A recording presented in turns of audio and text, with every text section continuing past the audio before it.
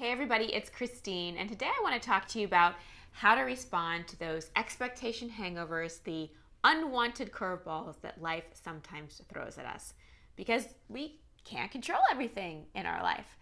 I just had this experience last night with Jill, who many of you know. She's worked with me for well over 6 years. We had a great day. We were out, we ran some errands, we shot some pictures, we did some work all around Santa Monica. Went to a hilarious movie, Mike and Dave Need Wedding Dates, cracked up. We're just in such a high vibe. We get home, she drops me off, and we realize that when we were at one of the places, someone had broke into her car and stole her MacBook Pro, stole her computer and the power cord. And it was that moment of like, oh my gosh, and shock and kind of feeling violated that like someone was in her car going through her bag. And of course, initially we were both upset, and then we went into action mode. She came into my house, got on my computer, changed all her passwords, and I'm sitting there feeling bad for her and also concerned about the whole situation. And then Jill, in her wise Jill way, was like, you know what? When it comes down to it, this is not that big of a deal.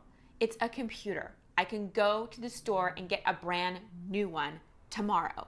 If this was a child or a pet or someone I loved, I couldn't do this. This can be replaced. Yeah, it kind of sucks, but it's a solvable problem. And I learned so much from her in that moment. I was reminded once again that we cannot control what happens all the time, but we do have choice in how we want to respond to it. Jill had two choices in that situation. She could be a victim, she could be mad, she could be stressed out about it and just feeling sorry for herself, which wouldn't have done anything and quite frankly wouldn't have felt good for her. Or she could deal with it, move into acceptance, which is the first law of spirit, and actually have some perspective on it. She was able to create a miracle in that moment. A miracle is a change in perception. You look at it as this is awful, this is a terrible situation, you feel awful. Create a miracle, change your perception to, you know what? I'm actually really blessed. This is a solvable problem. So we always have that choice. So I'm going to ask you, when those expectation hangovers come your way, what choices are you making?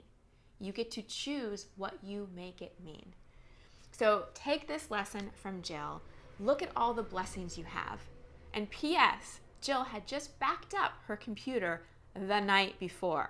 So the only thing that was not backed up was like an hour of work. The universe always has your back. It's always looking out for you.